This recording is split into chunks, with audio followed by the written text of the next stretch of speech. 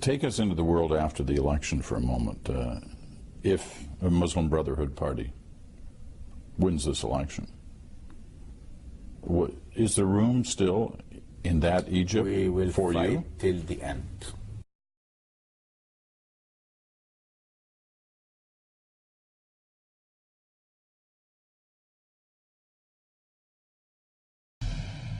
I'd say the only hope we have is that in this election, the common real Egyptians, the enlightened Egyptians, will go out there and vote for the liberal, for the secular, for the civil society.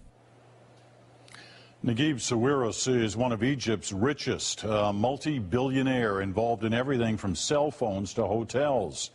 He also cares about his country. In fact, he was an intermediary between protesting students and Hosni Mubarak during the early days of the Arab Spring in January. Sawiris had great hopes about what those days would bring. But when we sat down late last week, even before the latest bloody riots Cairo's Tahrir Square is seeing now, it was clear his mood had changed considerably.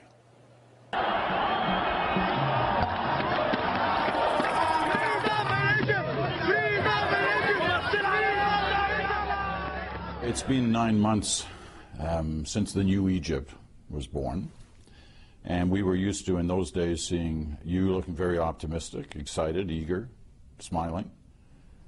Hasn't been so much of that lately. What's gone wrong? Well, the biggest mistake was that the young people who did the revolution, with a lot of good intentions, left the scene.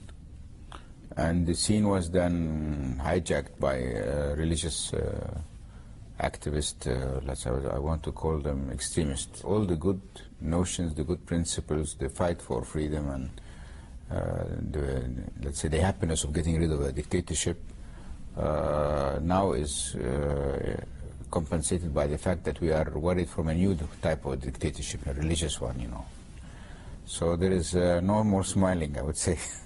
And is it irretrievable? Has it gone too far? It's not done yet. I mean, we have the elections coming up in 2 weeks, but...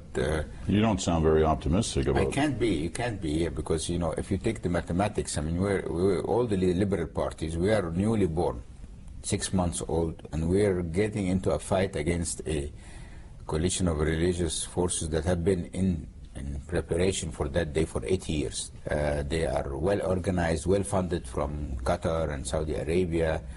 We are coming 6 months old. We are not funded at all. We have very limited resources, and we are supposed to go. You've got lots of resources. You're not. Well, I cannot pay the bill for the whole country on my own. The Muslim Brotherhood has received $100 million from Qatar during the revolution, so that's a lot of money. I mean, how can you match that? And what about Iran and Saudi Arabia? No, I think Iran are not mixed up in our elections, but Saudi Arabia, some individuals also are financing some of the Salafis. But you're worried if this continues along this path that Egypt could become another Iran. Yes, I am. Because of the religious connection. Yeah, not only the religious, if they abolish the civil nature of the country and they decide for a religious country that has a religion, is governed by religion, and mainly it's an Islamic religion, so also, even as a Christian I would feel uncomfortable, let's say, from accepting such a reign, And all the moderate Muslims, which are friends of ours and who believe in the modern Egypt, don't want that too. Let's say the only hope we have is that in this election, the common real Egyptians, the enlightened Egyptians, will go out there and vote for the liberal, for the secular, for the civil society country. Now the problem we have is that many of them are passive. Many of them, I call them the party of the couch. They sit at home, watch TV and think life will go on. And it will not go on. It's like, if you want to get a good example, and you remember the Iranian Revolution. It was not done by Khomeini and the fundamentalists. It was done by many young people, many youths, leftists, from the left, from communism, socialists, even moderate, who were against the Shia for their precautions and for the torture and for the corruption, same issues, okay? And suddenly, Mr. Khomeini arrives from Paris and takes over, and it turns into what it is today, and then you got this guy, Ahmadinejad or whatever. Look at how he looks. So I'm sure all the Iranians did not expect that to happen. So, and the West is watching. It's not really active. It's just like sitting there and watching. I mean, but the others are acting. What do you want the West to do? They could have supported the liberal parties. They have done nothing to support them. But don't they have to be careful about, in any way, seeming like they're intervening? So why are the other ones not careful? Why can Qatar do that and Saudi Arabia, and you have to be careful? Either you prevent them from doing what they're doing, or you don't be careful. Take us into the world after the election for a moment. If a Muslim Brotherhood party wins this election, is there room still in that Egypt for you? We will fight till the end. But what do you mean by fight? We will be in the next parliament, even with a minority. We will be in the opposition. We will mobilize the Egyptians, the free Egyptians, to fight for the neutrality and the civil nature of Egypt. We will not surrender to a religious state. So they win, they don't win, we will be there and we will be continuing our fight. You know. But continuing the fight in a democratic fashion? Of course. I mean, you would respect the election outcome. We have to. As a Democrat, we have to. You had connections with the Mubarak people. You knew Mubarak. You talked with Mubarak. You were a part of the kind of intermediary force during the negotiations in his last days. Do you think, looking back now, it was a mistake? No. The problem is that actually it is the Mubarak to blame to what we are in today. Because he had not allowed, during his reign, liberal people like us, advanced young people, to have a different voice than the National Party they had. So while the Muslim Brotherhood operated underground, were completely organized, had their branches, had their finances, had their infrastructure ready. So when the day came for the competition, they're much more stronger. Or what they used to tell us, well, if you don't take me as Mubarak and my party, you will have to end up with these people. So what kind of a choice is that? There must be another choice, you know. So people like me who were not in his party, who did not like the party, who did not approve of the succession theory of his son, were lost. We had no party. So when when the revolution came, we thought after that, you know, things will go the right way, and the right way would have been to write the constitution first, to make sure that the civil nature of Egypt is maintained, then to have the election of the presidency, so we have a president, we don't have to have the military ruling, and then we do the elections for the parliament. So help me understand why people like Mubarak. We saw Gaddafi, who was certainly no friend of yours, or anyone you had any respect for, next door, in Libya, being shot in the head after being trapped in a sewer. No, that's exactly a criminal. That's a criminal act. Even no, but what I'm trying to understand is, why don't people like that get it in the final days? How can they not see what's happening in their country? Because for 40 years, 30 years, they live in a completely different sphere.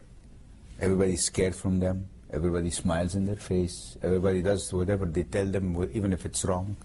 How would you ever think like that? You get disengaged from the reality. Well, the best example is even now, if you look at Bashar al-Assad, for example. I mean, he definitely, I mean, he gets the Oscar. He sees what happened in Tunisia. He sees what happened then in Yemen. He sees what happened in Libya and in Egypt, okay, and then what happened in Libya. And he doesn't get it. So what more do you want? I mean, he has seen the same circumstances, same scenario, and still he keeps on killing his own people every day.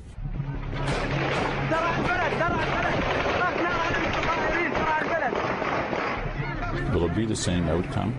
Definitely, no doubt. Look, there's a very simple rule.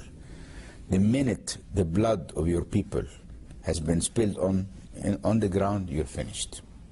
The only salvation you have is to prevent that from happening. If you keep on doing that, you sign your own death. Even without the help from outside forces? Even without the help. It will cost more, there will be more victims, but the result is inevitable. Because the more you kill, the more anger you drive in many people. I understand that. I get that. But I've also heard you express at times that to topple somebody like Assad, to topple a regime like that, it would need help from the outside. No, not maybe the outside, but maybe the army itself will get dismantled. Because like in Libya, I mean, some of the army fractions left, and they formed the military resistance, and that could be the start. That's why, you know, they have found many graves in Syria of officers being shot. It's like when they tell them shoot the people and they don't shoot, they start shooting on them. You cannot say it's foreign interference when you're watching someone slaughtering his own people. I mean, what is that? It's an excuse not to do anything. Like we all sit at our home, go to bed, and then every day there are 30 Syrians every day dying. How can you sympathize with someone who is allowing these people to be shot because they don't want him? You know, so much of what you said in this interview leaves one going, is this really working, the Arab Spring? Is it working? No, it's not working. Anywhere? No, it's not working. But it doesn't, you see, you can't argue that because it's not working, then these old dictatorships were okay. They were not okay. So this is the dilemma. The dilemma is that, you know, and I'm saying the West has to play proactive role. They cannot leave us in this mess. All this mess will spill to theirs. I mean, what's a proactive role? What do they have to do? The proactive role is to go and see whoever is in charge in these countries, tell them, look, we will not condone a religious regime. It's not interference. We will not condone treating minorities unfairly. We will not condone the non-rule of law and justice. Your countries have to adhere to the United Nations main principles, you know, the human rights principles. Any deviation for that or that, we will interfere. What do they say when you say to them?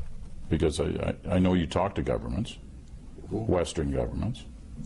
They don't say anything, and they don't do anything. How much time do they have to do something?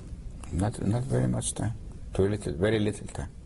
And I'm not telling governments go and bring your armies and interfere. I'm just telling them is you need to be proactive. You need to monitor the situation. You need to try and help rebuilding these countries in a democratic way, not to leave it drift. You know, equality, right of freedom of speech, right to get any job they are qualified for, not based on their race or religion. And we're not asking for miracles. You know? Fascinating talking to you. Thank you. Wish you luck. We'll need it.